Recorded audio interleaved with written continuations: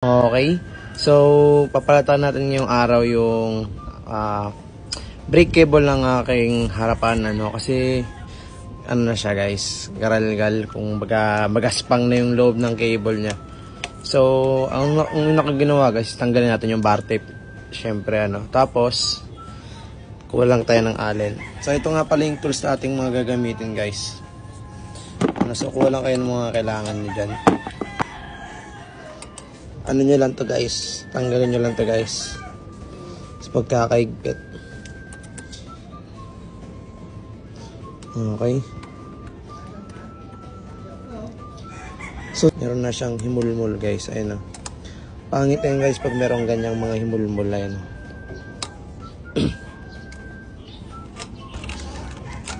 yun, so tanggal na siya guys. So pagtapos nun guys, ang mangyayari is dudukutin natin to siya. Ayan, kita nyo to guys. Ito. Ayan. Itong lumutang na to. Yan. Tudukutin natin siya guys. Okay. So, sa pagbalik niyan mamaya guys, tanggalin muna natin to guys. Ito. Yung hose niya, which is itong sa brake niya. At ito yung sa shifter niya guys. Yung sa baba. Ito yung sa shifter and ito yung sa brake niya. So tanggalin nyo lang to guys. Bago yan, tatanggalin ko muna itong electrical tape na nakabalot sa drop bar ko. Gusto nga tanggal ko na, tanggalin natin itong hose. Okay, dahan-dahan lang kayo dito guys.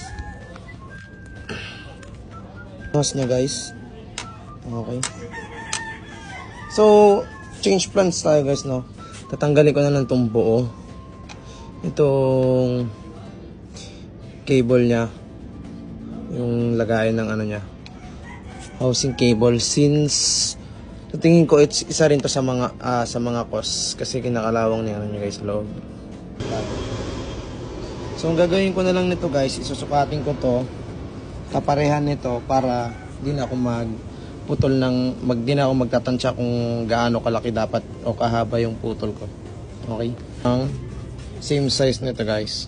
Okay.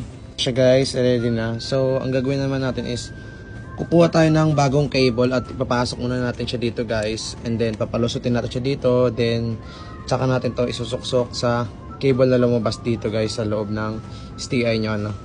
So, let's go. Itong cable na to is for road bike and MTB. So, ito tatanggalin natin to guys since ito naman kailangan natin since sa preno naman siya. Ito, hindi to pwede sa road bike.